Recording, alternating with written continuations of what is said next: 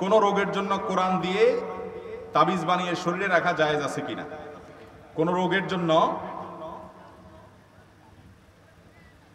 শরীরে তাবিজ কোরআনে কারীমের আয়াত দিয়ে রাখা জায়েজ আছে কিনা? এর উত্তর হলো, আমাদের প্রিয় নবী সাল্লাল্লাহু আলাইহি ওয়াসাল্লাম তিনি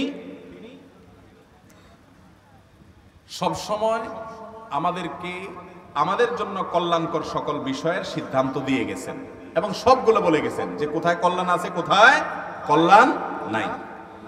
এখন অসুস্থ হলে কোরআনে কারীমকে দিয়ে শেফা হিসাবে গ্রহণ করার সিস্টেমও তিনি শিখাইছেন। সেটা কি? ঝাড়ফুঁক।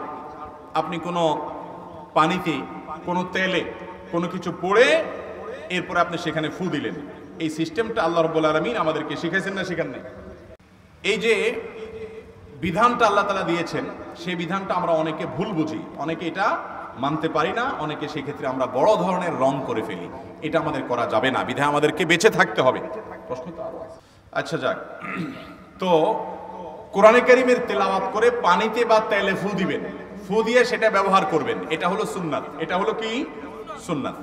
এই সুন্নাতটা আমরা অনেকে ভুল করি, এই সুন্নাতটা অনেকে আমরা মানি না, যার কারণে ভুল হয়। তাবিজ লেখা, এটা অনেক উলামায়ে কেরাম জায়েজ বলেছেন তখন যদি সেটা কোরআনে কারীমের আয়াত দিয়ে হয় এবং সেটা বাচ্চারা যারা পড়তে পারে না তারা ব্যবহার করবে। কিন্তু নবী করিম সাল্লাল্লাহু আলাইহি ওয়াসাল্লাম কখনো তাবিজ দেন নাই, ব্যবহার করেন নাই। তিনি ঝাড়ফুঁক করেছেন, ঝাড়ফুঁকের শিক্ষা দিয়েছেন। সূরা ফাতিহা পড়েন, পানিতে ফু দেন, এটা সর্বরোগের ঔষধ এবং চিকিৎসা।